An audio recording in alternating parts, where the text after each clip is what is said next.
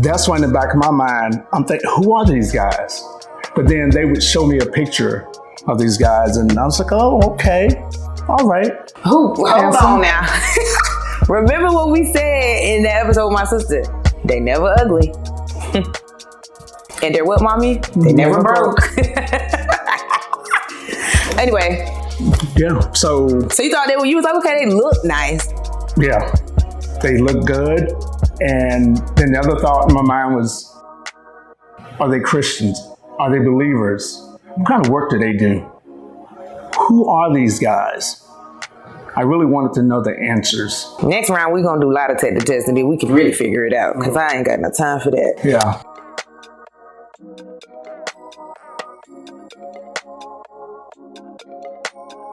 Hey y'all, welcome back to another episode of I Wish I Could Make This Up, but it's real life. Today, I have a treat. Well, actually, I always have a treat for y'all. I feel like every episode is special, but y'all know how I feel about my guest episodes. They're my favorites. So, if you're watching this right now, you have made it quite far. Like, we are coming to the end of season 2, and I can't even believe we're coming to the end of season 2. We're already filming season 3. Like, we really have a lot of fun things. But if y'all could think back to the beginning of season 2, you might remember who I had on. I'll give you a hint. She's in my family. She's my sister. So I thought it was only right that we end this season with none other than my parents. I ain't gonna lie, y'all. I can't believe they agreed to sit down and talk about, well, y'all know we finna talk about my divorce yet again. But they agreed to sit down and talk about their experience. So I felt like, you know what? Let's put them at the end. Let's cap it off. This is giving family vibes this season. And I talked about healing. Part of the healing journey was getting with my family, getting with my friends, and really leaning into community. So it's like, why would I not have my parents? So without further ado, which this is not an official introduction, because how do you really introduce your parents? They're your parents. They raised you. So anyway, my parents, everybody. Say hey. I have to say hey to them. Hello. They don't do this. Let me tell y'all. So these are professional individuals, but my dad is a professional photographer. So he's always on the other side of the cameras. So this right here is like a rare appearance. Okay. This does not happen. Which now that I think about it, he gonna be posting this. So I hope his whole photography community, y'all better tap in. If you ever booked the shoot, you should be watching this right now. God bless you. So we're going to jump straight in, y'all. I'm going to ask y'all some questions about y'all's experience with, helping me get through a divorce, because people always want to know, like, well, what did you do to get through that? What did you do? And it's like, yeah, I went to therapy. I this to that. But it's like, you booked the U-Haul and picked me up from the crib. Like, nah, you coming home. Like, we're not about to do this. So people need to know. Y'all need to know. Really, this jump started the healing journey. Like, they're the ones that was like, yeah, nah, you got to get him out of there. So some of this, I'll say this before I ask. Some of this will tie into the episodes with my sister. So some of the information that might get shared, I don't want to glaze over it, but if it seems like you're wondering, what did she talk about? What is she referring to? Or if I go back to a situation or like a topic that was discussed in those episodes, you may want to go back and watch my episodes with my sister, and then you'll understand. So this first one is kind of alludes to that. Is how did it feel watching both of your daughters prepare for marriage at the same time? So again, you might need to go back, because for those that don't know, my sister, while I was newly married, she was planning her wedding. Actually, while I was engaged, she got engaged. So everything was overlapping. So that's the stuff I'm talking about. You might want to go back and watch those episodes with her, and then you'll have a better understanding. So there we are. Okay, so how did it feel watching both of us, saying both of your daughters is like so formal. How did it feel watching us prepare for marriage at the same time? Wow. Actually, at first, I was so excited. I was excited, nervous, all the things. Why is this happening at the same time? God bless our wallet. Okay, because that bank account was like, I was excited, looking forward to it. I thought, oh my Lord, we're not going to just have one son, we're going to have two. So I was excited. That's how I felt initially. It was all excitement. We wanted to help plan, do what we could to help make it happen. That was it for me. Yeah, pretty much it was a dream come true. And having daughters, I've always looked to the day when they would say, hey, Dad, I need you to meet such and such. Why do men look forward to that? So it was a great feeling. I was excited.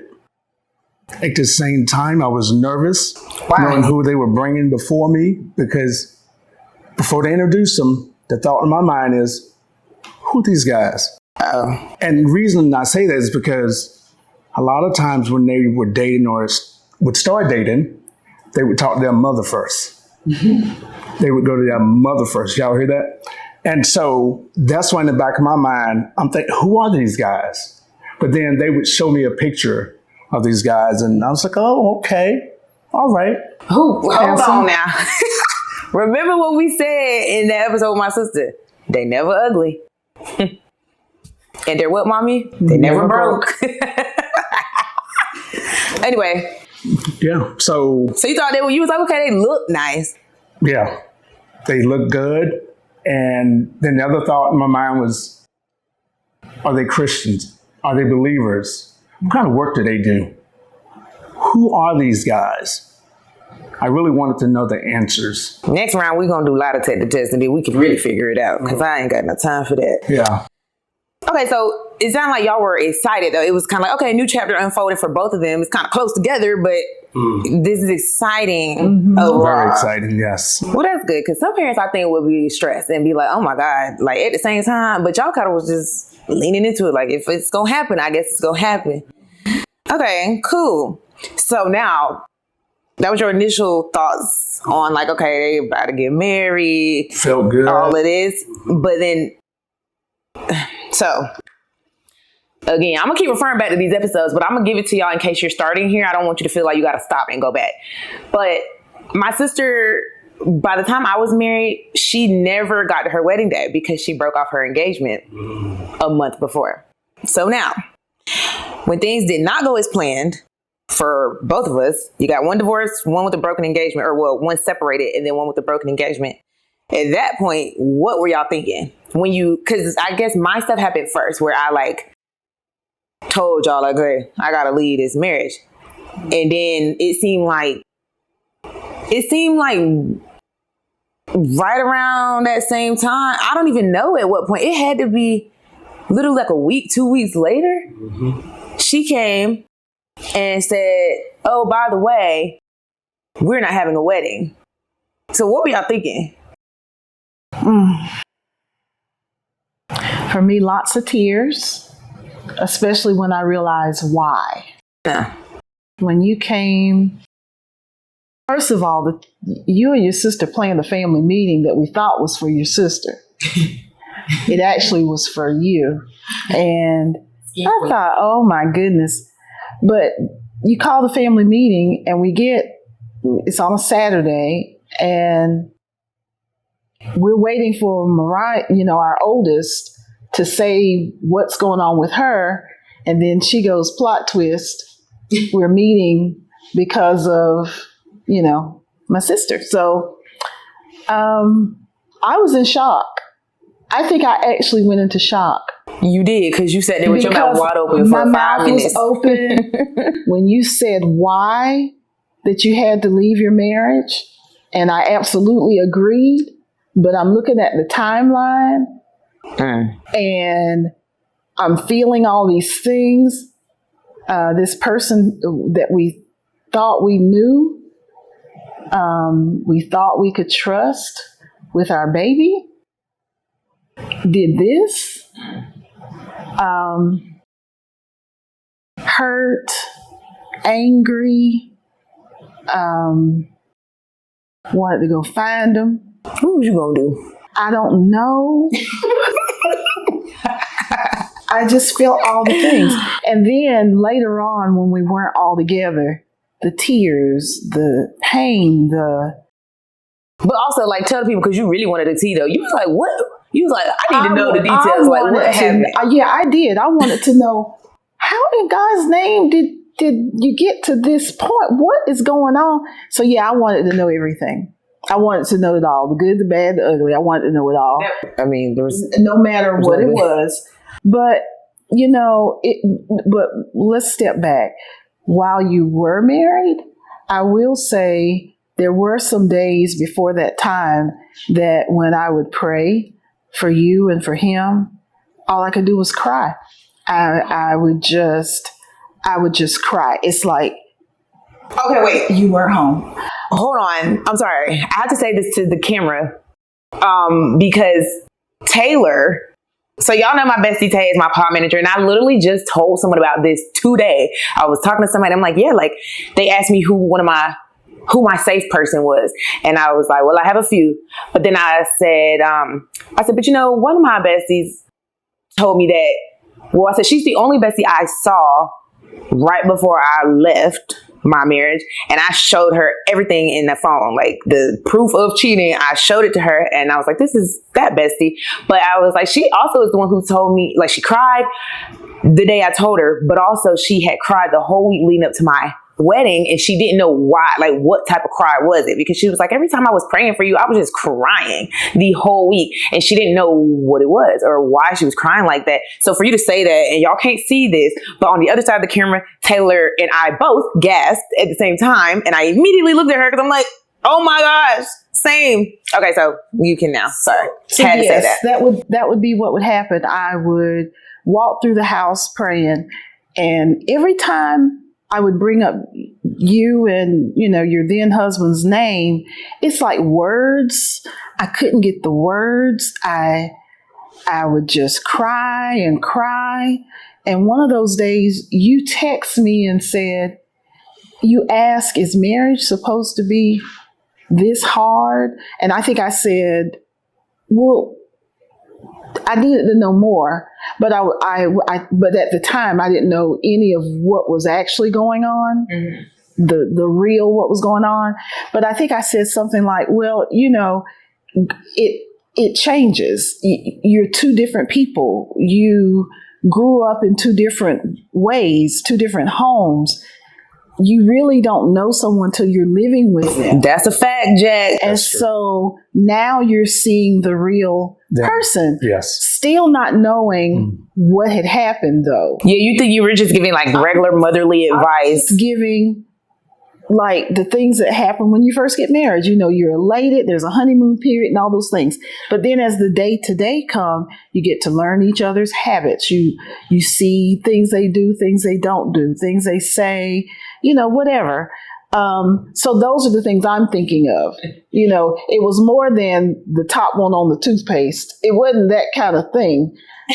But it was, you know, just different things. But when you sent the text, the thing that was amazing to me now on this side is that was during that time where, you know, I would walk through the house praying or whatever for everybody, you know, but when I would get to y'all, it's like this cry, and I didn't know. Girl, I was out here just looking for help. I didn't know why I sensed that or why that was happening.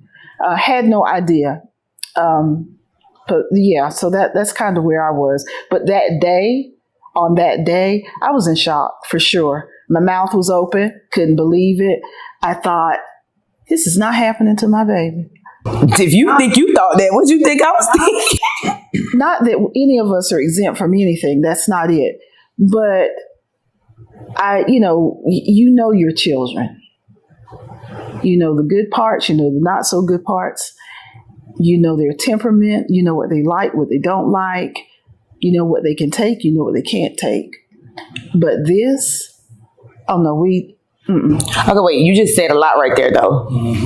So with all of that you know about your child, what did that let you know when I was presenting this situation to you? That you had to go. Okay. I thought you thought I was gonna like beat him down.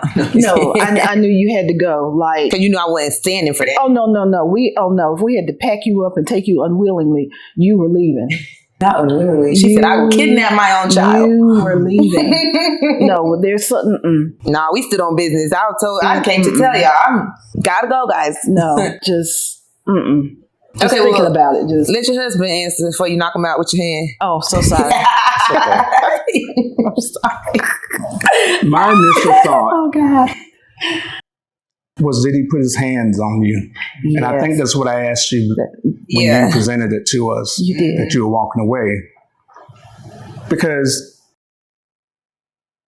the Don in me, Oh my God. the old Don came back, the bounty hunter, and I wanted to go immediately and find him.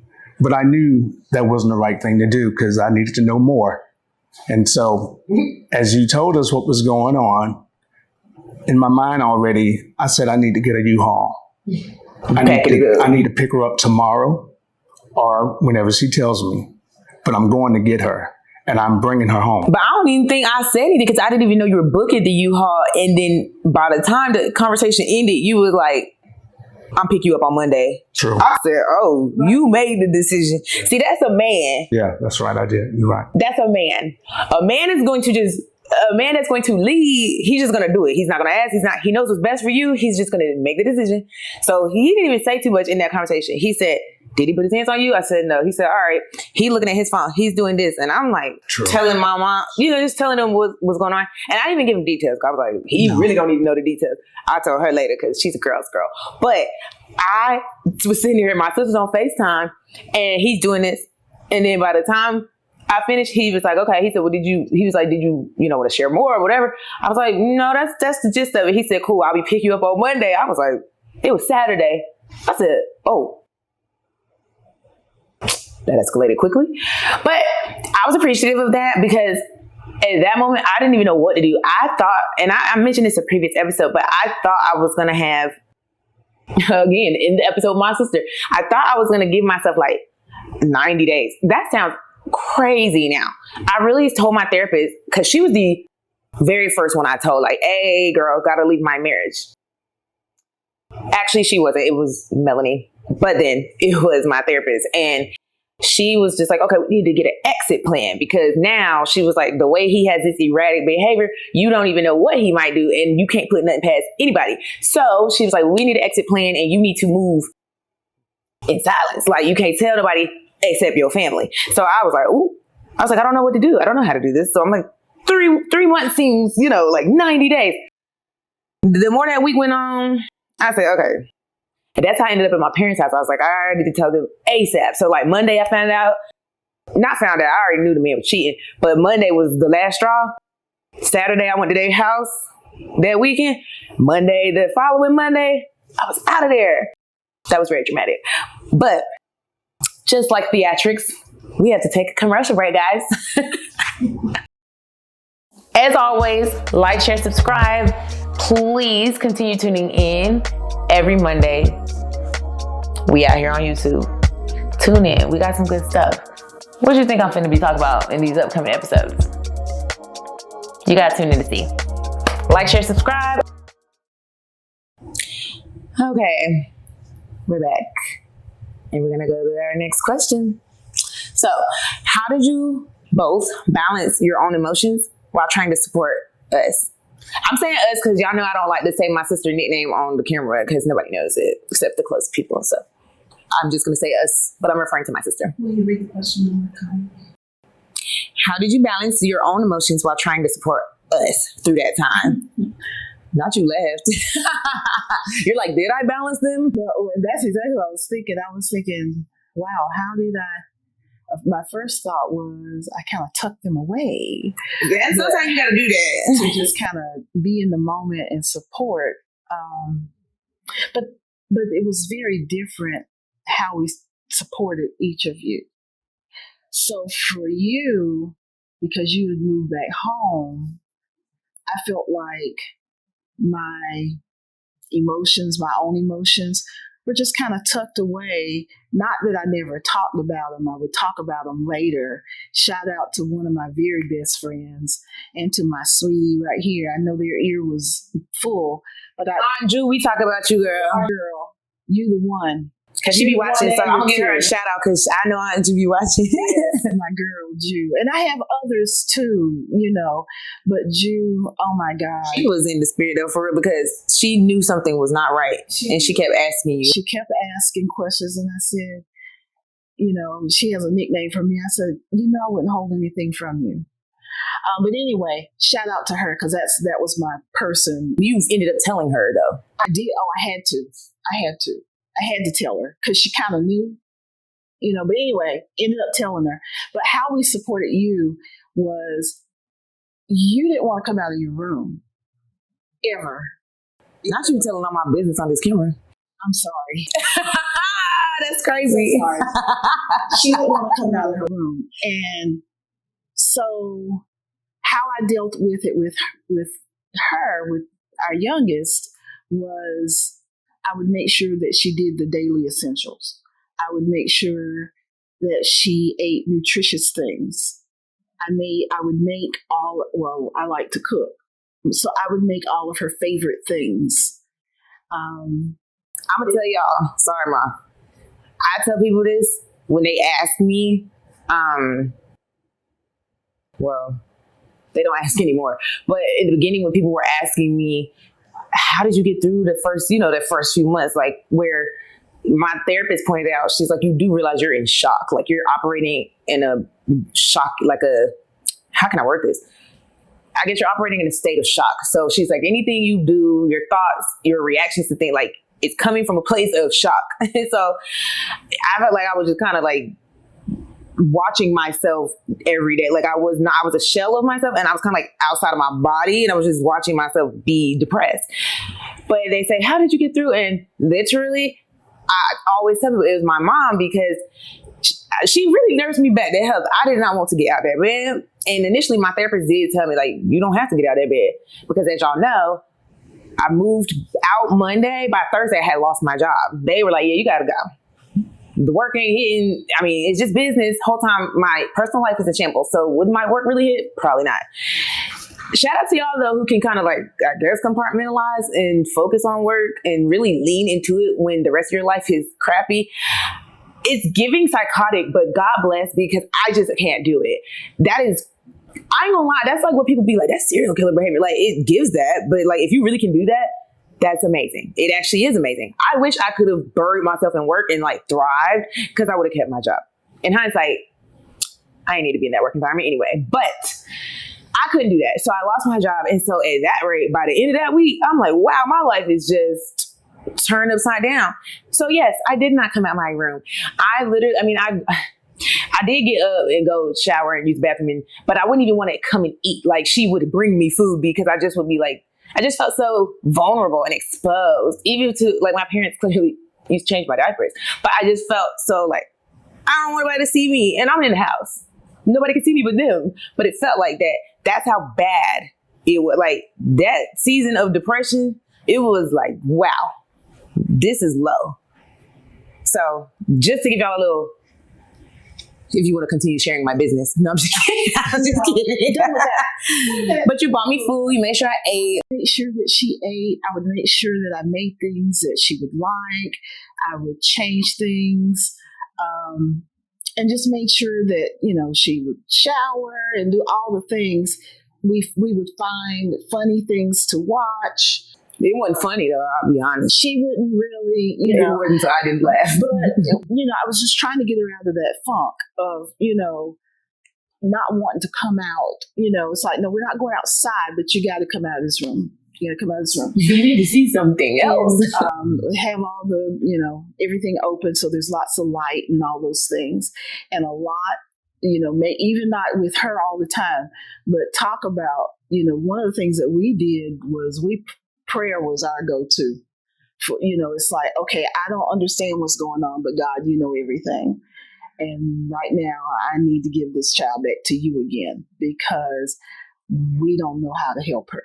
If you don't show us we don't know how to help her. Now, I know there's therapy, and I am a proponent of that and all the things.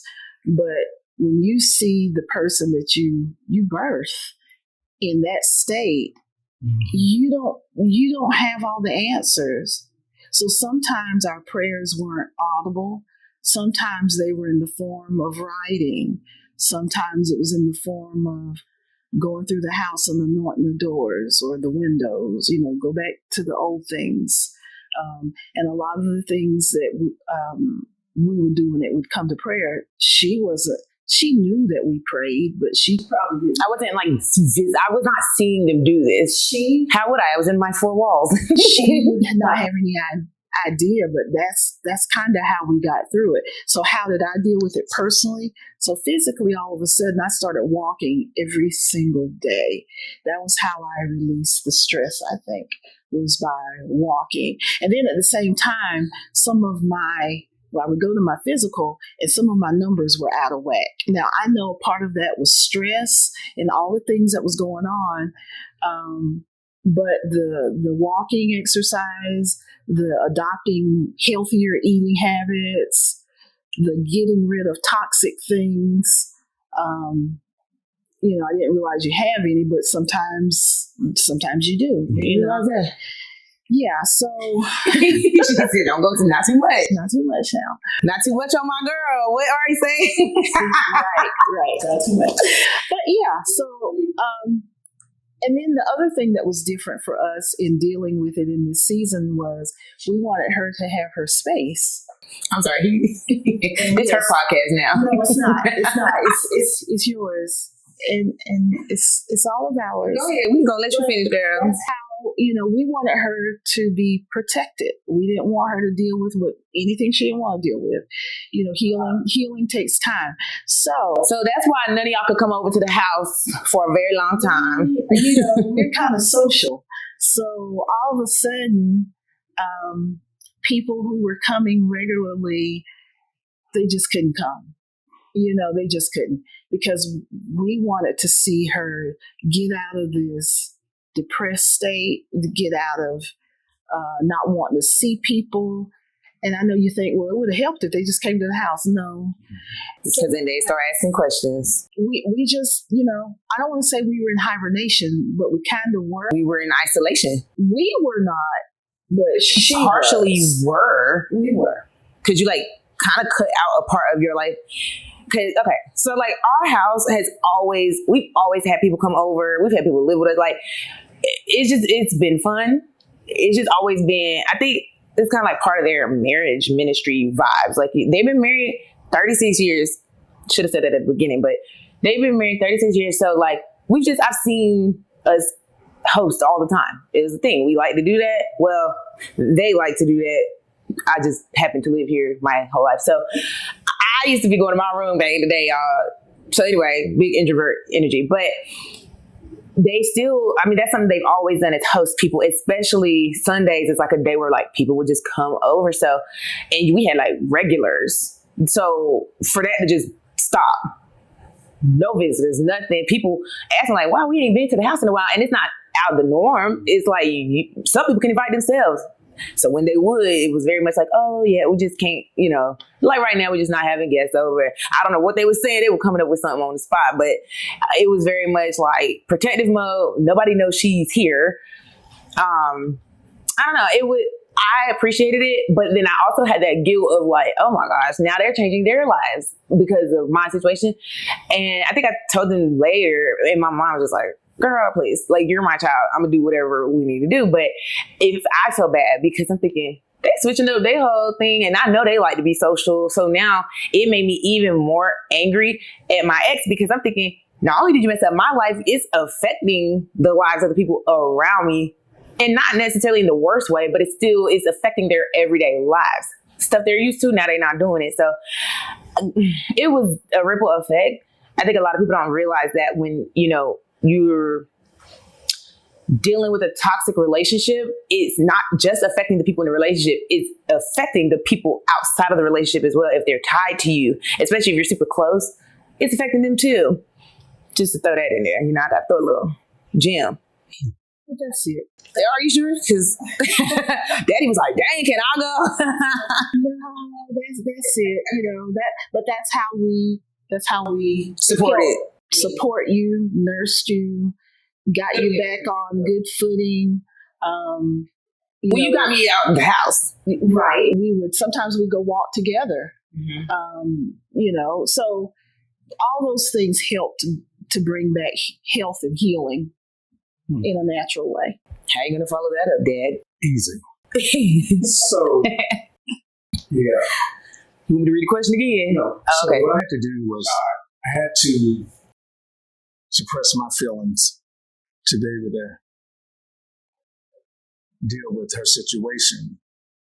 And so the anger that I was feeling, I had to put all that aside and then think, what can I do to help her? And as her mother said, she was in her room. So one of the things that I refused to do was go to her door, text, or even call her to say, hey, you need to come out of that room. You need to get out of this, because I knew the state she was in. I knew the state you were in, and I did not want to disturb. But you have to let the process happen. Right. So I didn't want to disturb the process in which you were going through, be disturbed. So I did let her know, I'm here for you. If you need to talk, you can come talk. I am here for you before anyone. And so I dealt with it by praying. A lot of things that I would do for myself, I kind of sometimes put it aside and, tried to stay close to home so that I can make sure you were okay. Your mom was doing all the nurturing and feeding and communicating, but behind the scenes, I'm praying. And at the same time, every now and then a thought will pop up. I really need to find out why, what. Because even though I suppress my feelings regarding the situation, every now and then it'll pop up in my mind. Oh, you want to know? I wanted to know more because we never experienced divorce or separation in our family. I was very young when my mom and dad separated. I was like 2. So as an adult. So you basically grew up just seeing your mom anyway. So it was like, oh, this is the norm. Yeah, this is the norm. And mom is everything to this day. She still is. Shout out to grandma, girl. But the hard thing about the whole situation is that we couldn't say anything to anyone. And we try not to lie to people. Yeah, that's not. Especially to my mom, who would ask, how's Doneshia and him doing? Oh, okay. Have you talked to him, Mom? I'd say something like that. She's like, no, I just kind of let them grow and, get to know one another. Okay, hold on. Grandma was excited. Yeah. So excited. So I didn't want to ruin it by saying, Mom, she's back at the house. She's at the house and it's over. So for a long time, we did not say anything about it because we wanted you to be able to express and talk to people when the time was right for you. Mm-hmm. So that's another reason why I kind of stayed behind the scenes and just prayed and asked God how to help me to deal with your situation at the same time, deal with me. Right. Because everything in me as a dad wanted to do what dads would do in the movies. Yeah. Because in the movies, y'all know dads, listen, I have literally seen this scenario play out in movies, and y'all have too. We've seen the scenario of the dad getting his homeboys from back in the day. Now they got to go find this. Okay. We've seen the dad do it himself. Like, you know what? I got the ability. Why not? Like, we've seen it play out in the movies. And really, I ain't gonna hold y'all. The prayer that my dad prayed the day I told him and my mom I was leaving and why, and my sister was sitting there on FaceTime, he said, at the end of the prayer, he said, Lord, help me not to revert back to my old ways as I deal with this situation. I said, I literally had, so look, I had my sister on FaceTime because she lives in New York, as y'all know. So she's on FaceTime being supportive. And so her eyes closed, we all closed. Mommy talk about some, yes, Lord. I'm like, okay. So when he said that, we opened our eyes like, and look, I looked at her, she looked at me, I'm like, revert back to your old ways. Yeah, let's pray on that a little harder because we do not need anybody going down for anything because of this man's foolishness. But like instinctually, that's what a good father should feel like that, because I feel like you know, people say, well, if you're godly, okay. But if you really care about your children, everybody know when it comes to your children, don't mess with nobody's children. So it's like, that's a natural reaction. I would be concerned if my dad did not have that reaction after what I tell him. Like, and again, he don't have all the details, but like, if he did, boy, I tell you what. I tell you what. So y'all know, like, he really did his best to be like, let me really take it to God in prayer, because that's the only way I'm going to be able to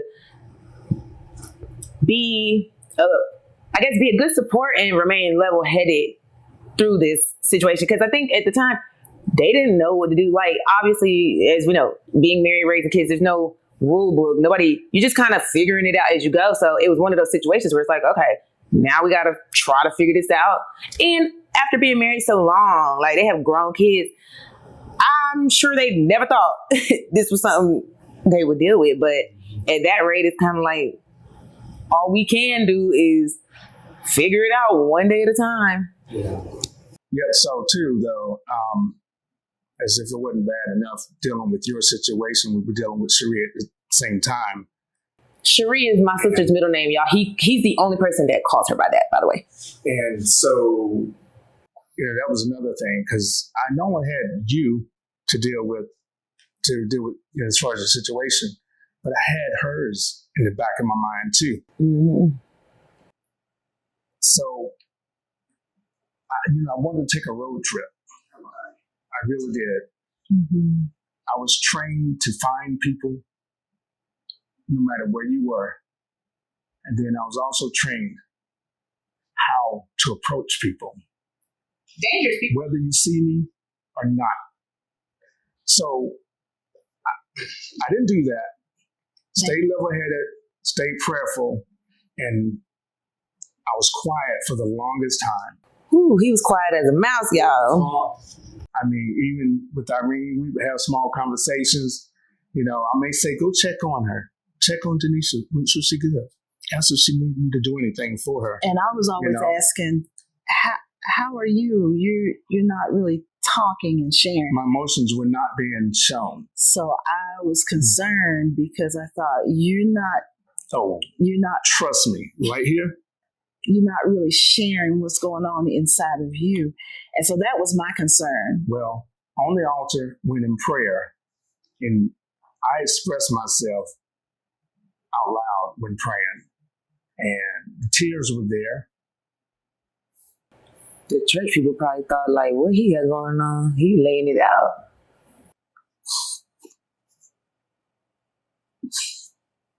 It's okay. So, also, though, the way that he dealt with it sometime was being active. So he's a professional photographer also. So a lot of how he dealt with it was he really poured himself into his work. Yeah, so staying busy helped. But, emotionally, I was messed up. Because how do you walk your children or child down the aisle, looking directly in the face of someone who you entrusted to be a great person that they appear to be, and then all of a sudden things fall apart. It's a hard thing to deal with, but again, through prayer, the Lord kept me sane, and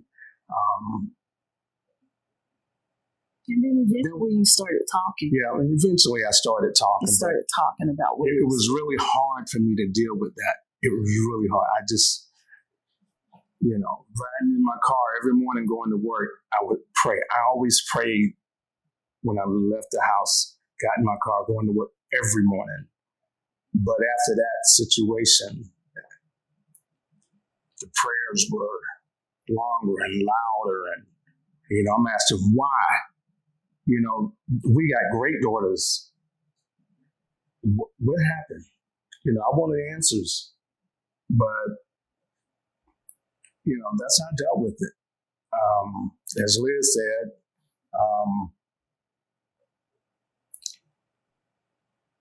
I started doing more and more photography, just keeping myself active and busy. And even when I came home from work, I'm on the computer, working, just staying busy so my mind wouldn't stop and settle on the situation.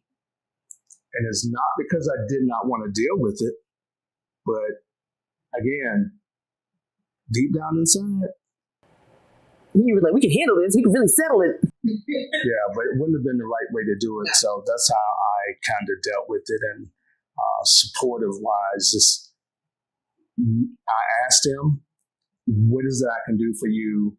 And if you need me, I'm here for you. May not have been verbally, and again, approached you in your space. And even with Cherie, I didn't call her a lot, but I did. Mom did. But when I did call, I will always ask, do I need to make a road trip? Because I'll come right now, I'll drop everything I'm doing, take PTO, and I'm there. But, it's best. The Lord told me, stay grounded, stay rooted and grounded, continue to pray and let them heal. Because I knew that y'all were doing therapy. And, I did my research and it was traumatic, the experience that you went through, more so than, for Cherie. But I knew I had to let the process work for itself. So, yeah, that's how I was supportive. Well, we felt the support because as soon as you booked that U-Haul and scooped me up, I really was like, here's the thing. I've always known in life, I'm like, our parents are always supported us. Like, they've always been there, but differently. And let me tell y'all, when you have a father, when your father show up, it's different. Like, especially as a young lady, it means, no shade though, but it just means, I would say, wait, it means a lot more. Like, it means it's different. Like, it feels different.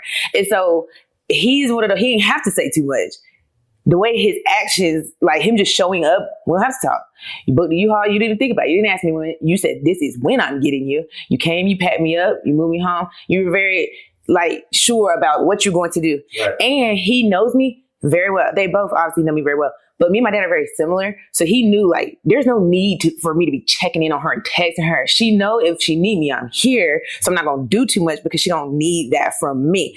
Meanwhile, mommy's just like, I got to do what I got to do as a mom. So I'm going to bring her food. I'm going to say, hey, you want to go on a walk? I'm just going to keep being, my mom is very bubbly and upbeat, y'all. She's very chill on this thing right here, but she is very upbeat. If you know my mom, she is very, hi, how are you doing? Always high pitched voice, excited all the time. So she stayed that way as best as she could. And I low key at one point was like, is she not affected by it? But I knew she was affected, but she was still trying to approach me very upbeat, which I appreciated because I'm like, if she would have started kind of going down, it would not have been good for me. So she knew, let me just be my bubbly self. Let me still, sweetie. She always called sweetie. Do you need anything? Do you want anything? Whatever. She did that.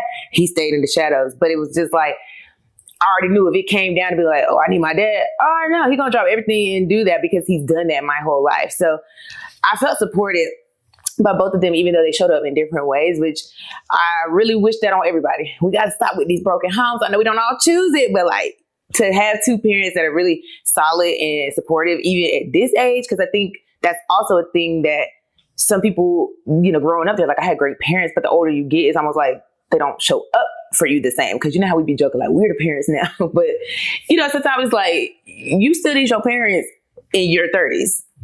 You know, so I felt that. I saw that. I know my sister felt that way. Even with her being in New York, I think obviously it would have been best that we could be with her physically more.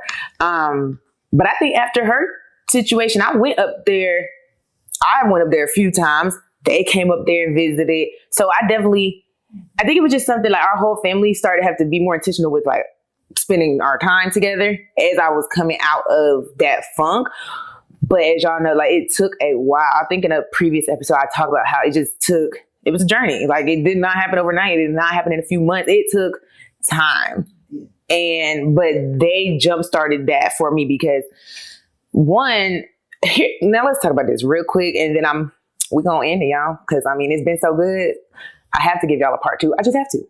But it was very humbling to like kind of do this right here in life. You know, it's like growing in my career, getting married, to have the job stripped away I really enjoyed it. And it was a great job. I'll go as far as to say it's a great agency. But there were some things that I realized in hindsight, like I wasn't going to last there. How I was going to leave, I don't know. But like I did not need to be there. But it was a great place for me to grow in my career. It introduced me to so many people that are amazing people. And then, you know, of course, getting married. And it's these things where you're like, these are the stepping stones of life. Like I'm growing in life is how it should be. I'll put that in air quotes. But to have it stripped away and now you're moving back home with your parents. Now, mind you, my parents have a nice home. Like, it's not like, oh my God, now we're going to be like, nah, we got room, we got space. I'm comfortable. But it was just kind of like, this is going backwards, low key. Like, that's how it felt. And I was just so embarrassed and ashamed. Although in this economy, it was like, oh, girl. But, you know, I was still like, what? How is this the case? How is this my life? But I needed that because I thought to myself, imagine if I, didn't have parents or they weren't close by where this is easily, you know, where we could just easily do this, or they didn't have room for me, you know, because that's sometimes the case. So parents, they move out of the house, they downsize and they're like, yeah, let's save money, save space, like whatever, you know what I mean? Like, what if that was the case? And I thought, wow, that would be very hard and lonely and I would be in a much worse situation. So it felt liberating in a sense where I was like, oh my God, wait, you are so fortunate. Like, don't look at it as a bad thing. Don't look at it as going backwards. Look at it as you get a fresh start. Some people don't get that. Right. And so that's what I had to tell myself. But having my parents there, I was like, wow, I really hit the jet. I mean, we don't choose our parents, but I feel like I hit the jackpot at that point because even when I lost my job, like it was just no shame, no judgment, no nothing. They were paying for stuff. Like it was just, I was just like, wow. No wonder people be wanting them to be their godparents. Mm-hmm. Chase, you real blessed, girl. You should know. But it's like, and Lachelle. Shout out to Lachelle. But it's true. It's like people don't have that. And so even though I felt like I was going backwards in a sense, I was like, you know what? Actually, you're in a really good spot, girl. You don't see it now, but you will see it later. Like I literally kept telling myself in my head, although I was down in the depths of depression, I was like, one day this gonna make sense. Like one day this is going to make sense. It's definitely not gonna be tomorrow. It ain't gonna be next week. It's not gonna be probably in 10 months. And it wasn't. But y'all see me now. Y'all be watching this. Y'all like, oh my God, your personality it is. Like my personality had to come back, didn't it? Yeah. It was sucked for me. I didn't even look this good. And again, Jamia, you did your big one. We not talking about the makeup though. I did not look this good. My mom told me, she waited a little later, but she was like, you know, I didn't even recognize you when you came back because that's how much life was sucked for me being in a marriage with, I ain't gonna call him a narcissist, but there were a lot of traits. It will do that. So I realized, you know, at this big age, I needed my parents. That's okay. That's not going backwards. That is a blessing to have that community. And I really wish that for people. And again, it don't have to be your biological parents. Right. It can just be some elders that are wise enough to really help you through a tough season. We all need that. So even if you don't have your parents, like, I hope you have somebody that's older than you that has lived life that can cover you in prayer. Because if you believe in that, you know, you might not, but that could just give you prayer, words of encouragement, something positive to keep you going when you're in those seasons where you really like legit can't get out of bed or can't do it for yourself, where you feel like, I don't know what tomorrow look like. I don't know if I want to be here tomorrow. But it's like, you need those people that are not necessarily in your face, but they still behind the scenes are like, we got you. I said a lot, y'all. And I ain't cry. Cause my makeup is too good. But look, this is not the finale. The next episode will be the finale. If you enjoyed this, you gotta watch the next episode. It's gonna be part 2. Parents are still gonna be here. They ain't going nowhere. So, tune into the next episode. You know the drill. It'll be next week. We outside. Well, we on YouTube. But either way, like, share, subscribe, all the things. Tell your friends, tell your mama, tell your daddy, tell your sister, your brother, everybody. Tell your boo might not want to watch this, because I hope y'all stay together. Y'all not watching about divorce. But either way, subscribe, tap in, follow us at all. Well, I would say all the platforms, but we're kind of just not on one of those. But on Instagram, we're on YouTube. I Wish I Could Pod. Follow. Bye.